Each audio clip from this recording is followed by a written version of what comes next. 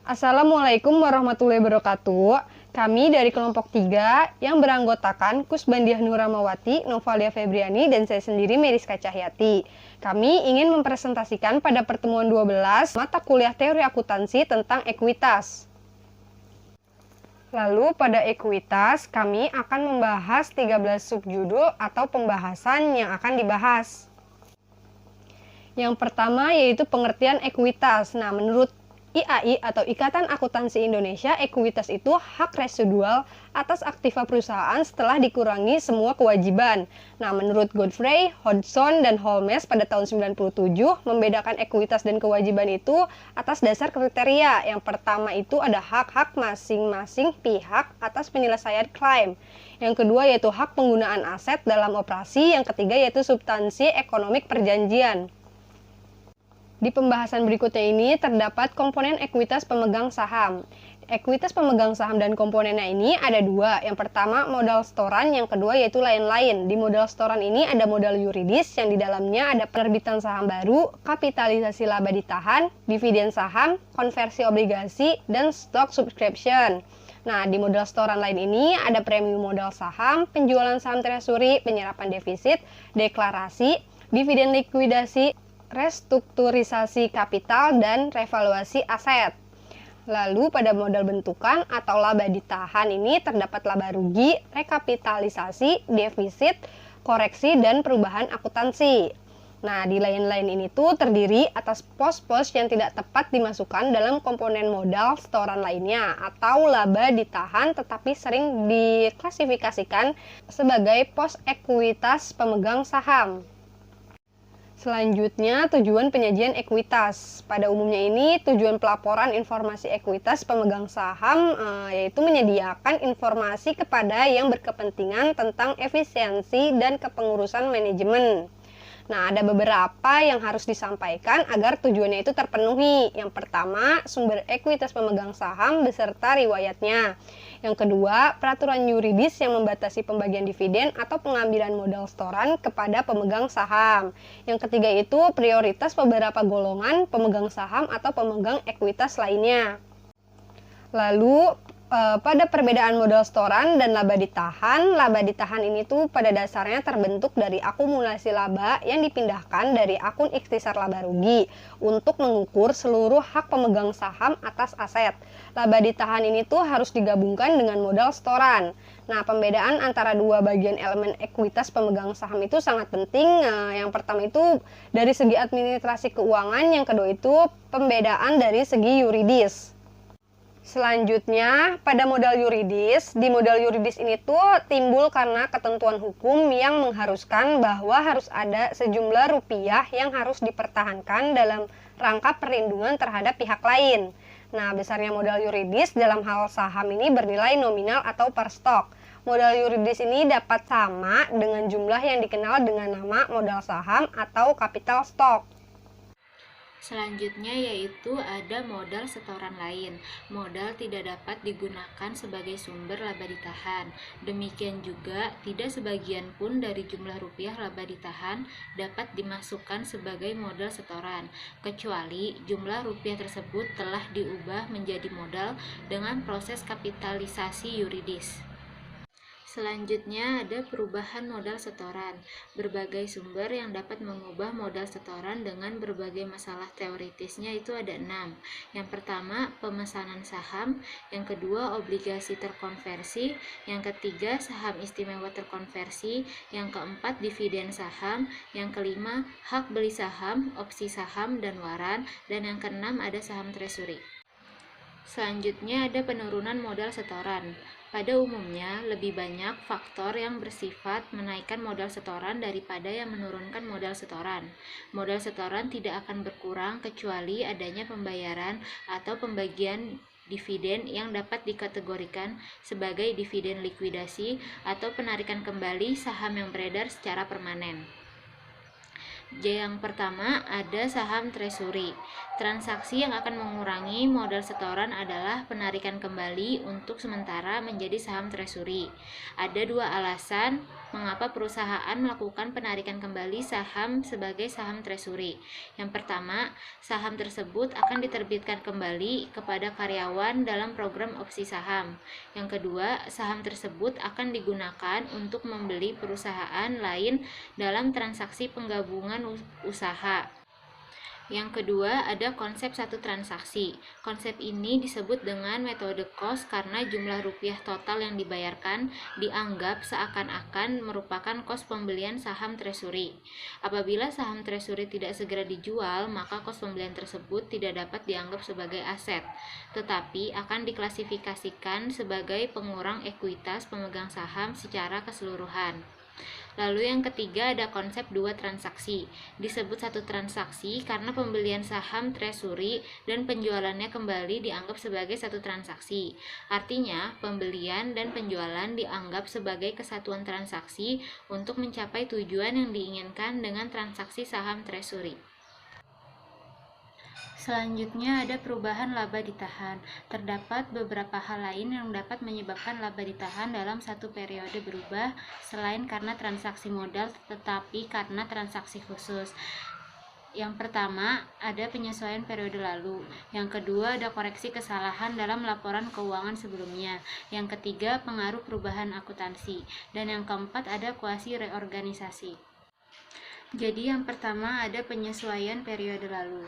Penyesuaian periode lalu adalah perlakuan terhadap suatu jumlah rupiah yang memengaruhi operasi periode masa lalu, atau yang baru ditemukan atau baru dapat diakui dalam periode sekarang, bukan sebagai pengurang atau penambah perhitungan laba tahun sekarang, tetapi sebagai penyesuai terhadap laba ditahan awal periode sekarang. Lalu yang kedua ada koreksi kesalahan. Dalam hal tertentu, kesalahan tidak segera diketahui dan baru ketahuan beberapa waktu atau bahkan beberapa periode setelah statement keuangan disusun dan diterbitkan. Jadi, untuk dapat disebut kesalahan, suatu jumlah rupiah harus berasal dari kesalahan hitung, kesalahan aplikasi, atau penerapan prinsip akuntansi, atau kehilafan, atau kekeliruan menggunakan fakta yang tersedia dalam penyusunan laporan keuangan. Lalu yang ketiga ada pengaruh perubahan akuntansi. Karena alasan tertentu, suatu perusahaan mungkin melakukan kebijakan yang mempunyai pengaruh terhadap konsistensi dalam proses akuntansi dan pelaporan keuangan yang disebut dengan perubahan akuntansi. Ada 3 macam perubahan akuntansi, yaitu yang pertama, perubahan prinsip atau metode akuntansi, yang kedua, perubahan taksiran akuntansi, yang ketiga, perubahan kesatuan pelaporan. Dan yang terakhir ada kuasi reorganisasi. Menurut PSAK nomor 51 pasal 9 yang mendeskripsikan pengertian kuasi reorganisasi yaitu reorganisasi tanpa melalui reorganisasi secara hukum yang dilakukan dengan menilai kembali akun-akun aktiva dan kewajiban pada nilai wajar dan mengeliminasi saldo defisit. Proses kuasi reorganisasi biasanya terdiri atas langkah-langkah berikut. Yang pertama, ada aset dan kewajiban perusahaan dinilai kembali atas dasar nilai pasar atau nilai wajar pada saat reorganisasi. Yang kedua, modal setoran lain atau agio saham harus ditentukan jumlahnya sehingga cukup besar untuk menutup defisit. Dan yang ketiga, saldo debit laba ditahan atau defisit dieliminasi dengan cara mendebit agio atau premium modal saham. Materi selanjutnya yaitu penyajian modal pemegang saham. Dalam terjadi defisit, urutan penyajian menggambarkan 2 urutan. Yang pertama, urutan penyerapan rugi. Urutan penyerapan rugi terdapat pendapatan kotor, laba bersih, laba ditahan, premium modal saham, dan modal saham. Lalu yang kedua ada urutan menerima distribusi aset. Yang pertama ada karyawan dan pemerintah, yang kedua kreditor berjamin, yang ketiga kreditor tidak berjamin, dan yang keempat pemegang saham prioritas, dan yang terakhir ada pemegang saham biasa. Selanjutnya saya akan menjelaskan mengenai perincian laba ditahan. Laba ditahan dapat disajikan dan dirinci atas dasar sumber. Terdapat pula kebiasaan bahwa laba ditahan disajikan dengan memerincinya atas dasar tujuan dengan cara yang disebut dengan apropriasi dan pembatasan. Terdapat dua bagian dalam perincian laba ditahan, yaitu yang pertama perincian atas dasar sumber. Pada dasar ini, laba ditahan dapat dirinci menjadi laba ditahan yang berasal dari operasi normal atau rutin dan yang berasal dari laba luar biasa. Jadi, bila perubahan akibat transaksi operasi dipisahkan secara tegas dengan transaksi modal, statement laba rugi telah merefleksi sumber laba ditahan sehingga perincian laba ditahan akan percuma. Lalu yang kedua ada perincian atas dasar penggunaan. Perincian ini ditunjukkan dengan adanya pos cadangan jaminan sosial, laba ditahan terbatas, dan cadangan umum. Perincian semacam itu sebenarnya sama dengan mengaitkan laba ditahan dengan aset tertentu. Klasifikasi ini mendasarkan pada tujuan penggunaan laba ditahan sebagaimana ditunjukkan oleh komponen aset yang terkait. Selanjutnya ada laba komprehensif. Pengertiannya yaitu adalah kenaikan kekayaan perusahaan yang dipengaruhi oleh berbagai hal yang tidak ada hubungannya dengan operasi normal perusahaan. Dalam hal ini terdapat dua pendekatan, yaitu yang pertama, laba kinerja sekarang atau normal. Pendekatan ini hanya memasukkan ke dalam statement laba rugi pos-pos operasi yang dianggap bertalian dengan tahun berjalan dan penggunaan aset. Yang kedua, laba semua termasuk atau surplus bersih. Pendekatan ini menekankan pemisahan secara tegas transaksi operasi dalam arti luas dan transaksi modal. Selanjutnya terdapat alasan mendasar. Konsep ini memandang bahwa manajemen mengelola aset sebagai satu kesatuan. Dari segi pemanfaatan, sebenarnya tidak dapat dipisahkan antara aset keuangan dan aset tetap sehingga keduanya mempunyai pengaruh yang sama terhadap laba. Konsep ini membedakan aset kapital dan aset lainnya sehingga pengaruh transaksi aset kapital terhadap laba harus berbeda dengan transaksi aset lainnya. Selanjutnya terdapat penyajian laba komprehensif. Laba komprehensif didefinisi sebagai perubahan ekuitas selama periode yang berasal dari sumber-sumber non-pemilik. Dengan dianutnya pendekatan laba semua termasuk atau laba komprehensif, masalahnya adalah bagaimana menyajikan komponen-komponen pembentuk laba komprehensif dan bagaimana penyajian dalam statement laba rugi. Berikut adalah komponen-komponen pembentuk statement laba rugi. Terdapat 8 bagian. Bagian pertama terdapat seksi operasi utama. Di dalam seksi operasi utama itu terdapat penjualan atau pendapatan, kos barang terjual, biaya penjualan, biaya administratif atau umum. Bagian yang kedua yaitu seksi operasi tambahan. Di dalam bagian seksi operasi tambahan terdapat pendapatan lainnya dan untung, serta biaya lainnya dan rugi. Yang ketiga, pajak penghasilan. Yang keempat, operasi hentian atau tak lanjutkan. Yang kelima, pos-pos luar biasa. Keenam, pengaruh kumulatif perubahan prinsip akuntansi. Ketujuh, pengaruh kumulatif perubahan estimate. Dan bagian yang terakhir yaitu perubahan ekuitas non-pemilik lainnya. Selanjutnya saya akan membacakan kesimpulan dari materi ekuitas, yaitu ekuitas didefinisi secara sintaktik sebagai hak residual atas aktiva perusahaan setelah dikurangi semua kewajiban.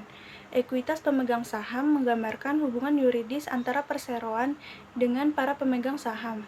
Dari segi akuntansi yang mendasarkan diri pada konsep dasar substansi, di atas bentuk, ekuitas pemegang saham adalah seluruh jumlah yang secara ekonomik tertanam dalam perseroan termasuk laba ditahan. Baik, sekian yang dapat kami sampaikan. Semoga apa yang kami sampaikan ini bermanfaat. Kurang lebihnya mohon maaf. Wassalamualaikum warahmatullahi wabarakatuh.